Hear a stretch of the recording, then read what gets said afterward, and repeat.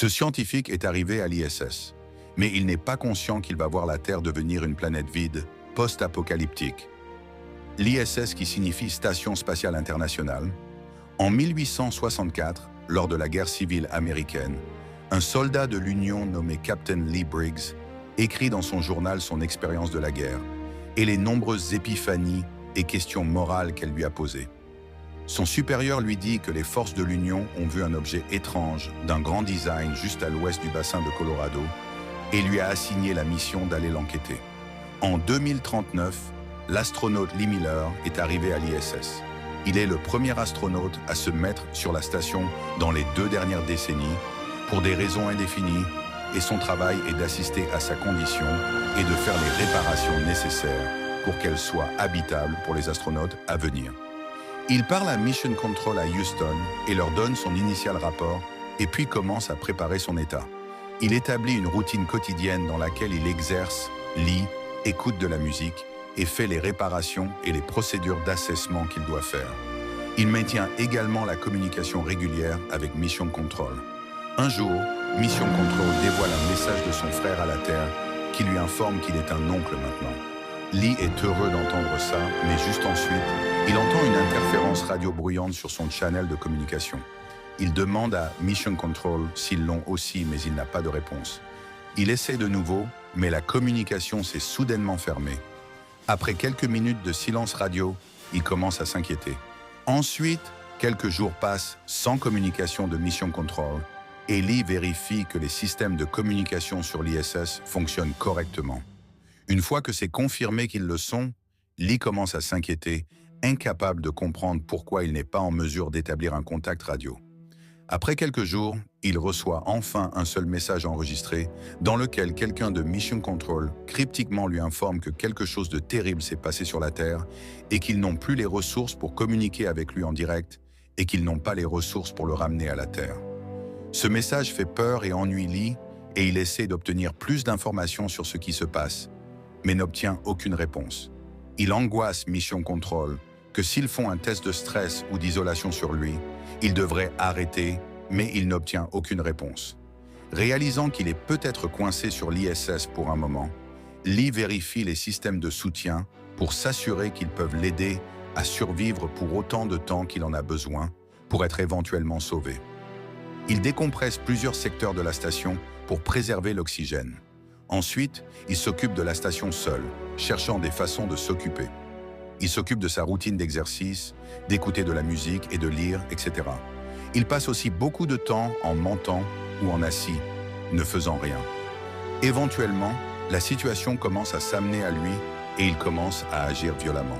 Il tombe sur de vieilles photos d'astronautes ayant autrefois vécu sur l'ISS.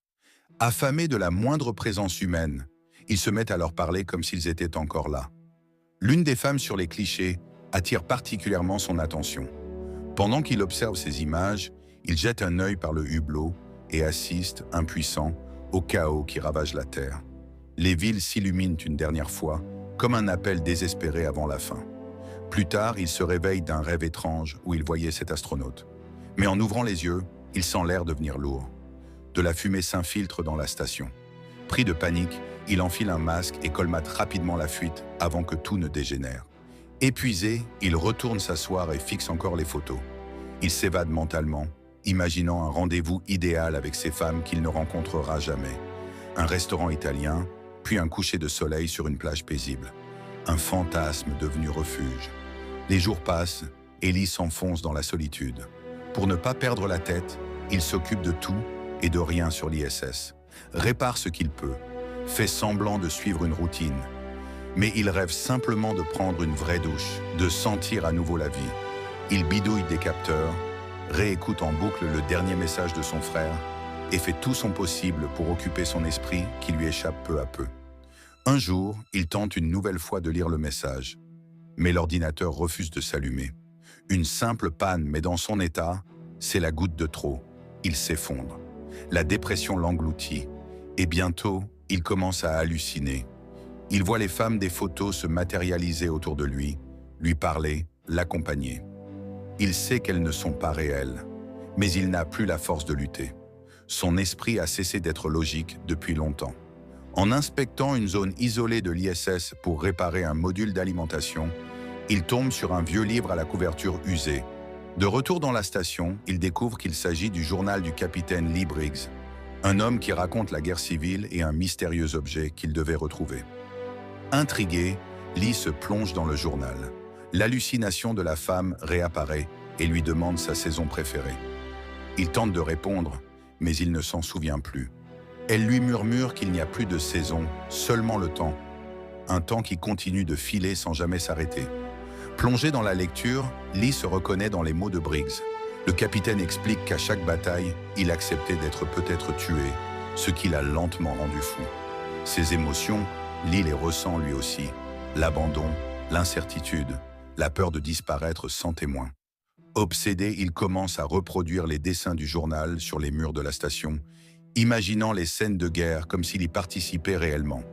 On le voit ensuite jouer aux cartes, tout seul. Et lorsqu'il perd, il s'énerve contre lui-même, comme si un adversaire invisible l'avait humilié. Pendant ce temps, l'ISS continue de se détériorer. Les lumières s'éteignent peu à peu, la station plonge dans l'ombre. Malgré tout, Lee poursuit la lecture du journal, frustré de voir que les écrits ne parlent que l'histoire. Après plusieurs jours plongés dans la lecture, Lee arrive à un passage du journal où Briggs décrit enfin son arrivée au cratère, contenant l'objet mystérieux. Mais brutalement, le récit s'arrête là. Aucune explication, aucun détail sur ce qu'il a découvert. Frustré, Lee referme le journal avec colère. C'est à cet instant que ses hallucinations deviennent permanentes. Les silhouettes féminines qui l'accompagnent dans son esprit ne disparaissent plus. L'une d'elles lui demande calmement si cela ne l'inquiète pas qu'elle ne soit pas réelle. Mais elle-même n'a aucune réponse. Peu après, Lee discute avec elle de la possibilité de quitter la station. Il tente d'être optimiste. S'il part, imagine-t-il, l'équipe de récupération trouvera un module vide. Ce serait une honte. Mais malgré ce faux espoir, il finit par prendre sa décision. Il doit partir. Il enregistre alors un dernier message adressé à la Terre. Il y avoue avoir vécu plus de 6 ans dans la station, avec un seul objectif: prolonger autant que possible la durée de vie du système de survie, maintenir la station habitée, ne serait-ce que pour prouver qu'il était encore vivant. Mais désormais, le système est à bout. Rien n'est fiable. Il préfère tenter une sortie dans l'espace et se laisser tomber vers la Terre. Pour lui, brûler lors de la rentrée atmosphérique semble une mort plus digne que l'asphyxie, seul, dans cette prison métallique glaciale. Il admet ne jamais avoir compris pourquoi il avait été abandonné, ni pourquoi personne n'a jamais tenté de le contacter. Il n'a trouvé aucune preuve que quelqu'un ait essayé de le joindre, ou même se souvienne qu'il existe encore. Il conclut qu'il n'a plus d'autre choix. Il doit abandonner son poste et accepter la fin. Il sait qu'il mourra en rentrant dans l'atmosphère et que le mystère entourant le sort de la Terre restera à jamais sans réponse. Dans son message, il précise qu'il ne meurt avec de la haine pour personne, simplement résigné. Après avoir envoyé la transmission, Lee sort dans l'espace, flottant face à la Terre qui brille sous lui. Il tente de se détacher de la station, mais quelque chose l'en empêche. Il n'arrive pas encore à partir. Plus tard, on le revoit toujours dans l'ISS. L'endroit est méconnaissable, en ruine, et ses cheveux ont poussé, signe que des mois, peut-être des années, se sont écoulés. Lee n'est plus vraiment lui-même. Son esprit a complètement lâché prise. Soudain, l'unique écran de la station s'allume. Une transmission radio vient d'être reçue. Les instructions affichées semblent concerner un protocole d'extraction. Stupéfait, Lee se précipite vers le hublot. Ce qu'il voit le laisse sans voix. Il coupe ses cheveux, se prépare comme pour une mission officielle et active le protocole d'arrimage. C'est alors qu'il découvre l'engin venu le récupérer, une gigantesque structure cubique en orbite autour de la Terre. Lorsqu'il s'arrime et entre à l'intérieur, il découvre que la structure n'est pas un vaisseau, mais un bâtiment. Des couloirs, des portes, comme s'il pénétrait dans une installation humaine construite dans l'espace. Il traverse la structure pendant un long moment et découvre des pièces étranges, presque irréelles. Dans l'une, une photo montre une fusée quittant la Terre. Dans une autre, un seul ordinateur trône sur une table comme un vestige du passé. Plus loin, il traverse un auditorium vide. Finalement, il atteint une salle immense abritant ce qui semble être le serveur central de toute la structure. Juste devant, une vieille télévision diffuse une interview que Lee avait enregistrée avant son départ pour l'ISS. Intrigué, il appuie sur un bouton. Toute la pièce s'illumine instantanément. C'est alors qu'il aperçoit un livre posé sur une table. Le titre, Une histoire d'amour, pensées, récits et souvenirs de la condition humaine. En feuilletant les pages, Lee fait une découverte stupéfiante. L'objet mystérieux que Briggs avait trouvé dans le cratère en 1864 était ce même cube dans lequel il se trouve aujourd'hui. On apprend aussi que, plus tard, de nombreux scientifiques ont étudié ce cratère. Ces recherches ont donné naissance à une grande partie des progrès technologiques de l'humanité. Puis, dans la bibliographie du livre, Lee voit son propre nom. Fasciné, il tape le numéro de référence sur l'ordinateur situé devant lui. Aussitôt, le mainframe se met à réagir, comme s'il reconnaissait son identité. Des lumières s'activent, des mécanismes se déclenchent. Et en un instant, Lee est projeté ailleurs. Il se retrouve dans une chambre d'hôtel. Plus de combinaison spatiale, plus de casque, juste lui, debout, dans une pièce banale et chaleureuse. Une voix se met à lui parler. Elle lui explique que cette projection est le seul moyen pour eux de communiquer avec lui. Ils sont soulagés de enfin le rencontrer. Puis la voix lui révèle la vérité. Lee est le dernier humain vivant. Tout le reste de la civilisation a disparu depuis longtemps. Elle exprime sa compassion pour ce qu'il ressent. Après tout, explique-t-elle, le lien entre les êtres est la chose la plus précieuse de toute existence. Elle ajoute qu'ils ont observé les humains pendant longtemps, fascinés par leurs histoires.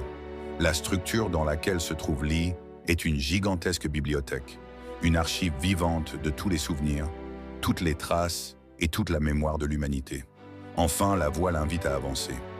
Lee ouvre la porte de la chambre et se retrouve plongé dans une pièce entièrement noire. Devant lui apparaît une projection de l'univers dans toute son immensité. Des galaxies, des étoiles, des nébuleuses l'entourent, comme s'il flottait au cœur du cosmos. Submergé, Lee contemple la grandeur de l'univers. Un sourire apparaît sur son visage.